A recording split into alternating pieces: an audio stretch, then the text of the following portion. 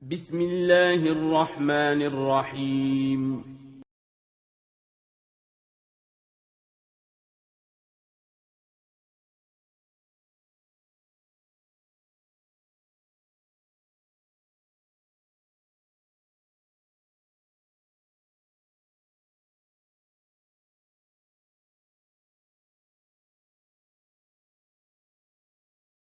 Bismillahirrahmanirrahim. Assalamualaikum warahmatullahi wabarakatuh. Kaifa halukum? Ustazah harap kalian selalu diberi kesehatan oleh Allah agar bisa terus belajar atau menuntut ilmu yang bermanfaat. Amin. Anak-anak, sebelum belajar, mari kita berdoa dulu ya. Allahumma inni as'aluka ilman nafi'an wa rizqan tayyiban wa amalan mutaqabbalan. Anak-anak, hari ini insya Allah kita akan melanjutkan pembelajaran tematik di tema 1 membangun indahnya kebersamaan, subtema 1 kebersamaan budaya bangsaku pada pembelajaran 3 dan 4. Pada pembelajaran 3 kita akan belajar mengenai perambatan bunyi. Nah anak-anak, apakah kalian tahu bunyi itu apa? Iya benar. Jadi, bunyi adalah sesuatu yang terdengar atau ditangkap oleh telinga. Jadi, bunyi itu sesuatu yang terdengar oleh telinga kita. Nah, anak-anak, bunyi ini berasal dari sumber bunyi. Nah, sumber bunyi itu apa, anak-anak? Ya, jadi sumber bunyi ini merupakan semua benda yang dapat menghasilkan bunyi. Nah, anak-anak, bunyi juga dapat merambat melalui 3 media, yaitu melalui zat padat, zat cair, dan zat gas. Nah, anak-anak, salah satu contoh perambatan bunyi melalui zat padat yaitu suara yang terdengar saat kita memainkan telepon kaleng dan benang. Kemudian, contoh perambatan bunyi melalui zat cair. Nah, contohnya apa anak-anak? Contohnya misalnya mendengarkan bunyi melalui corong yang ujungnya dimasukkan ke ember berisi air, kemudian embernya dipukul menggunakan batu. Nah, itu jadi bunyinya merambat melalui corong yang ujungnya dimasukkan ke ember berisi air, kemudian embernya dipukul menggunakan batu. Kemudian, contoh perambatan bunyi melalui zat gas atau udara, misalnya contoh kecilnya ya anak-anak, kita bisa mendengar suara teman yang memanggil kita.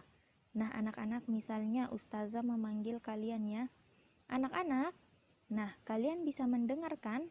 Nah, jadi ini merupakan contoh perambatan bunyi melalui zat gas. Selain itu juga misalnya bunyi lonceng yang dipukul itu akan terdengar di lingkungan sekitarnya. Nah, ini juga merupakan contoh perambatan bunyi melalui zat gas. Nah, untuk lebih jelasnya kalian bisa lihat di buku ya anak-anak, di halaman 27 sampai halaman 29. Nah, itu ada beberapa cara membuktikan perambatan bunyi melalui benda cair, padat, dan benda gas atau perambatan bunyi melalui udara. Selanjutnya, coba kalian buka bukunya di halaman 32 ya. Kita akan mempelajari mengenai gagasan pokok dan gagasan pendukung.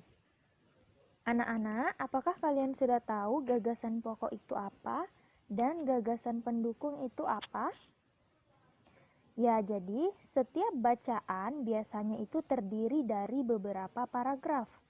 Setiap paragraf memiliki gagasan pokok dan didukung oleh gagasan pendukung. Nah, jadi anak-anak setiap paragraf itu ada memiliki gagasan pokok dan gagasan pendukung. Nah, gagasan pokok ini merupakan ide utama yang dibahas dalam suatu bacaan. Jadi dapat berupa kalimat inti atau berupa pokok paragraf. Jadi gagasan pokok itu merupakan inti dari suatu paragraf. Nah, anak-anak, sedangkan gagasan pendukung itu adalah uraian atau tambahan informasi untuk gagasan pokok. Jadi gagasan pendukung ini merupakan penjelas-penjelas untuk gagasan pokok. Jadi sekarang coba kalian lihat teks mengenai bentuk persatuan dalam keberagaman di sekolah. Coba lihat ya paragraf 1. Sekolah adalah tempat untuk menuntut ilmu. Lingkungan belajar harus dijaga semua warga sekolah. Tujuannya agar suasana sekolah mendukung peningkatan prestasi siswa. Salah satu caranya adalah dengan menerapkan persatuan di sekolah. Nah, anak-anak, jadi masing-masing kalimat akan kita cari tahu gagasan pokok dan pendukungnya. Kalimat pertama, sekolah adalah tempat untuk menuntut ilmu. Nah, jadi sekolah ini adalah tempat untuk menuntut ilmu. Nah, karena sekolah adalah tempat untuk menuntut ilmu, maka lingkungan belajar ini harus dijaga semua warga sekolah. Nah, anak-anak, dari dua kalimat ini, yang mana yang merupakan gagasan pokok? Iya, jadi gagasan pokok itu terdapat pada kalimat pertama. Sekolah adalah tempat untuk menuntut ilmu. Nah, sedangkan kalimat-kalimat lainnya, yaitu kalimat 2, kalimat ketiga, dan kalimat keempat ini hanya sebagai penjelas atau pendukung dari gagasan pokok. Selanjutnya di halaman 33 kita akan membaca teks tentang wawasan NKRI. Nah, anak-anak, NKRI itu apa, anak-anak? Nah, untuk mengetahuinya mari kita baca teksnya ya. Sejarah terbentuknya NKRI. Kelahiran Negara Kesatuan Republik Indonesia atau NKRI tidak muncul tiba-tiba, tetapi membutuhkan waktu yang cukup lama. Indonesia mengalami masa-masa penjajahan dari negara-negara lain seperti Portugis, Inggris, Belanda, dan Jepang. Penjajahan Belanda adalah penjajahan terlama, yaitu berlangsung kurang lebih 350 tahun. Bangsa Inggris menjajah Indonesia selama 6 tahun, yaitu dari tahun 1811 sampai 1816. Bangsa Jepang menjajah Indonesia kurang lebih 3,5 tahun, yaitu dari tahun 1942 sampai 1945. Bangsa Indonesia mengalami masa-masa sulit dalam perjuangan membebaskan diri dari penjajahan Belanda. Pada masa penjajahan Jepang, bangsa Indonesia mengalami penderitaan yang sangat berat akibat kesewenang-wenangan tentara pendudukan Jepang. Akhirnya, bangsa Indonesia berhasil memproklamasikan kemerdekaan Indonesia pada tanggal 17 Agustus 1945.